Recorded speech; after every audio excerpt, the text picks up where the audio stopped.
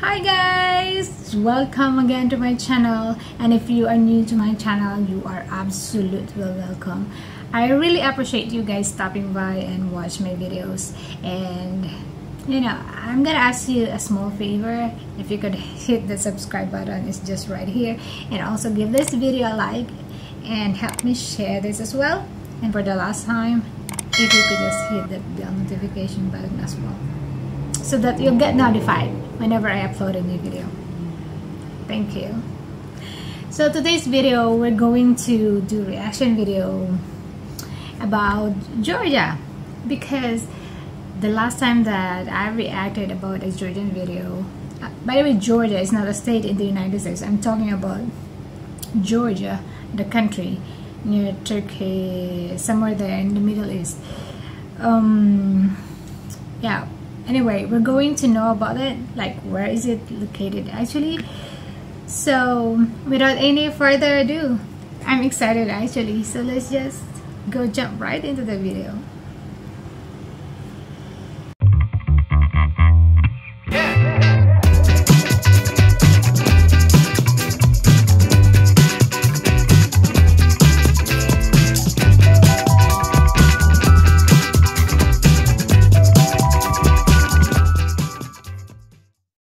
Okay, let's start. Alright, let's learn about Georgia. No, Georgia. No, history of Georgia. Famous people from Georgia. Sakartvelo. Got it! It's time to learn geography now! Hey everyone, I'm your host Barbie. You have no idea how frustrating it is for these people to explain who and where they are from. We have reached our last country in the Caucasus region, and we're gonna have a lot of fun because this place is so incredibly unknown and so incredibly interesting. Welcome to the land of wolves. Now ask a random person on the street where Georgia is on a map. 80% of them won't know, 19.3% of them will point to this, and the remaining 0.7% might get it right. For the 99.3% of you normies out there, Georgia is the northernmost Caucasus country located in this quarter slip of land nuzzled between the Black Sea and the Caspian Sea, below eastern Russia, with Turkey and Armenia and Azerbaijan to the south and east. Now here's where the geographical dilemma commences. Is Georgia in Europe or Asia? Some will argue that it stands east of Turkey, which is kind of seen as like the gateway to Asia, but culturally it identifies closer with Europe. Ultimately, I guess you can conclude that it's kind of like both in one. It's a bunch of white people in Asia. Or Caucasians. Quick side note, the origin of their name, Georgia, is kind of disputed. Some will say that it has to do with Saint George, their patron saint. Others will say that it came from the Greeks and their word Georgios, which means tiller of the land, since the land was so fertile. But a lot of scholars might say it comes from the Persian word gur or gurgan, meaning wolf, hence land of the wolves. I mean, that name does sound pretty cool. I mean, if I was a scholar, I'd probably discredit all the other claims in favor of that one. Nonetheless, Georgians call their own country Sakartvelo, or the land of the Kartvelians, which is another word for Georgians. Now this is gonna be my favorite part because you know me. Incredibly complicated administrative division time! Georgia is a candy shop loaded with territorial anomalies. First of all, if you go to Georgia and look at a map of Georgia that they have drawn out themselves, you'll get something that looks like this. A country divided into what looks like 11 regions and one city, the capital, Tbilisi. Yeah, I know, it looks like Tbilisi. It's Tbilisi. However, it's more like 10-ish regions and 2 autonomous republics, one of which cuts through parts of 4 of the regions. These republics are Abkhazia and, be careful what you call the second one, most people outside of Georgia will refer to it as South Ossetia, but in Georgian, it's called Samachablo, or the Skinbali region. In the simplest way I can put this, these regions came about through a complicated history that involved independence from the USSR, and then support from Russia after the USSR. Technically, these are, at least considered by most in the international community, autonomous breakaway regions of Georgia that kind of govern themselves but are kind of heavily influenced by Russia as well. To this day, Russia, Nicaragua, Venezuela, and for some reason, Nauru are the only fully sovereign countries that recognize Abkhazia and South Ossetia as independent nations. Travel between these two breakaway states is still possible, though it's just way more difficult for Georgians to enter the regions than it is for Ossetians and Abkhazians to get into Georgia. Whew! So anyway, aside from all that, Georgia is an incredibly vivacious yet rustically refined nook hidden away in the mountains hard to get to. Like Rivendell. The country is laden with enigmatic castles and centuries-old stony fortresses and archways, like Rivendell, as well as an abundance of monuments and statues with the curiously fascinating, curvy, wispy script written all. Okay, this is freaking me out. No, but seriously, Georgia is a very rock and stone type of country. They love rocks. The largest cities and airports are, of course, in the capital, Tbilisi, Kutaisi, and Batumi. Tbilisi is a bustling city with the stone and mortar Nadikara fortress looming above on a hill. Batumi, though, is kind of like the fun city on the Black Sea with a more youthful flair and bold, sharp, dynamic architecture, all adjacent to the famous Batumi stone beaches. I'm telling you, they love stones. Some notable sites would include places like the Gori Fortress with the statues of the 8 warriors, or the Katsuki Pillar, a limestone monolith with a single church on top, only accessible by climbing. And finally, castles, castles, castles everywhere you go. Notable ones like Rabati, Hinkani, Aspinza, and Ninos Minda, all of which are made of, you guessed it, stones. There's more to this country than just stones, I promise. All right, let's discuss that.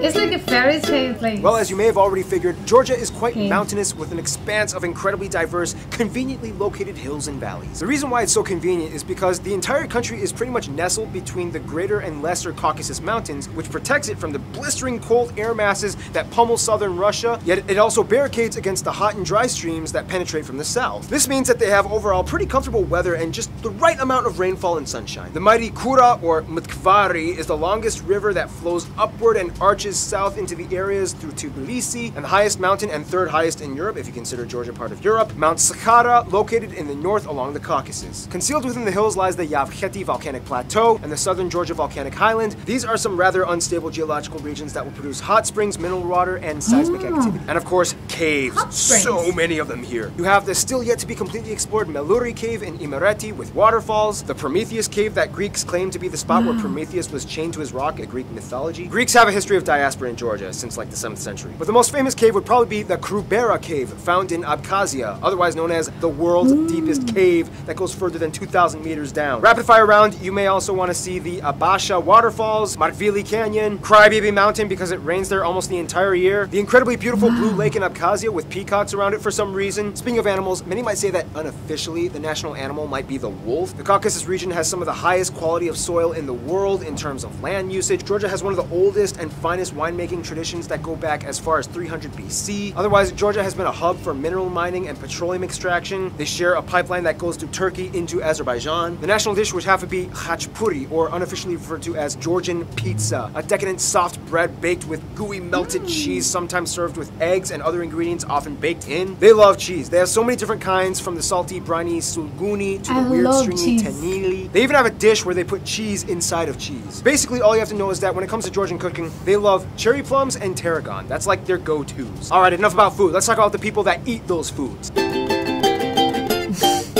Now, if you thought pointing out Georgia on a map was difficult, try explaining what a Georgian person is. First of all, one broader term you could use to refer to someone who is ethnically Georgian would be Kartvelian, which encapsulates all the ethno-linguistic groups found in Georgia. If you include Abkhazia and South Ossetia, the country has about 4.8 million people and is currently attempting a population rebound after losing about 1 million people in the past 20 years due to migration. The country is made up of about 87% ethnic Georgians, or Kartvelians, 6% Azerbaijani and Azeri, 5% Armenians, and the rest are made up of other groups like Greeks, Russians, and Ossetians. They also use the Georgian lari as their currency. They use the C and F plug outlets, and they drive on the right side of the road. The most distinguishable facet about Georgia, though, would have to be the Georgian language. Like Armenian, it's unlike any other in the world, standing on its own, not derived from any Indo-European or even Asiatic language branch. The language is also written in the Georgian script. Technically, they have 3 alphabets, but they only use 1. The alphabet has 33 letters, no F sound, and a ton of strange, almost impossible to pronounce letters. For example,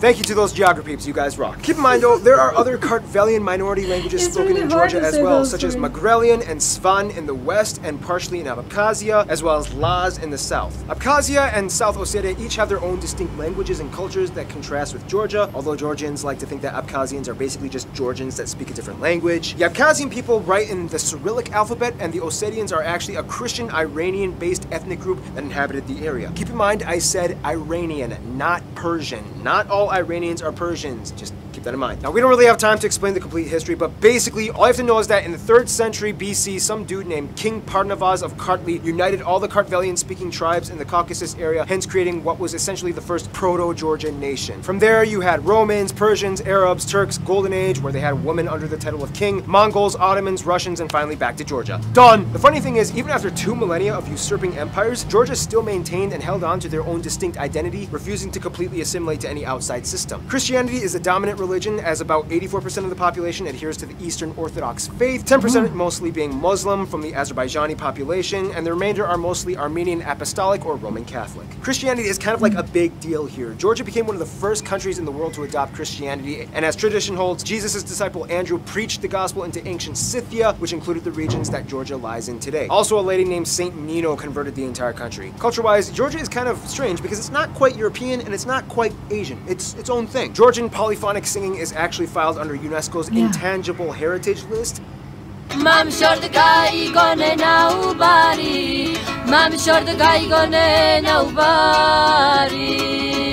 All Georgians will tell you that Georgian traditional dance is something that they are proud of, fast, difficult, dynamic, and bold with a lot of leaping and pointing. Georgians are also known for being really into strength sports, even women. They love wrestling and weightlifting and judo. They typically compete well in these events at the Olympics. Konstantin Yanashia reaching some of the highest ranks in the world's strongest man competition. Speaking of which, the most notable Georgian in the world ever seen, although they might not be proud of it, would probably be Joseph Stalin. Although, to be fair, he did spend a lot of his time in Russia being a Russian dictator, so yeah. Hospitality is a huge deal out here. As the saying goes in Georgia, a guest is a gift from God. And granted, no matter who you are, they'll pretty much just treat you to some khachapuri. And that's kind of how they are with their diplomacy, mostly.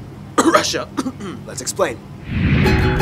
I want to be like gift from God. In the simplest way I can put this, Georgia is like the Christian country with the most Muslim friends. It's weird because everything is like a high school drama with their neighbors. They get along well with Azerbaijan and Turkey. Trade and travel has been open for centuries. However, the memory of the Ottoman times still lingers ever so slightly. So they keep things at a flat, platonic, cordial level. Armenia kind of like used to be their best friend, but then too many things happened and they kind of decided not to hang out as much. It first started in the 6th century with the Council of Chalcedon, in which they split over secondary Christian doctrine issues. Armenia became Apostolic Orthodox, similar to the Coptic, Syriac, Ethiopian branches, whereas Georgia stayed Eastern Orthodox, like the Greeks, Serbians, and Russians, and most of the other Eastern European states. Also, keep in mind, Armenia favored Russia after all that drama with Abkhazia and South Ossetia, so that kind of split the divide a little bit more. Their best friends, though, would probably be the Ukraine and the Balkan countries like Latvia and Lithuania and Estonia, even though Estonia is kind of like too busy chatting it up with Finland. All these countries have had the same scenario of dealing with some kind of form of aggression with Russia, and in a sense, bond over the shared calamity. However, there's a strange twist, because even though you would think Georgia's worst nightmare would be Russia, they kind of secretly still kind of a little bit maybe still have a soft spot for them. Each country has family of their own residing in each side and loves to visit each other. Even though politically it looks bad, the general citizens of each country still love each other and look forward to each encounter. Huh,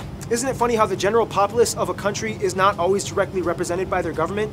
Shocking. In conclusion, Georgia is an elaborately hidden, like rustic yet modernized medieval domain locked away in the secret hidden mountains, caught between two worlds that it refuses to identify with its own vibrant heritage that has stood the test of time on its own, especially that melted cheese bread part. Stay tuned, the big guy, Germany, is coming up next.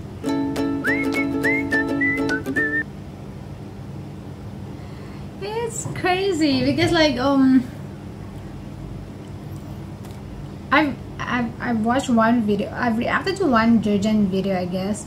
Like they kind of like tour around the city, so it's more like on the place. But this one is geography. So now we learn a bit more of like what made up Georgia actually, how it became Georgia and stuff like that.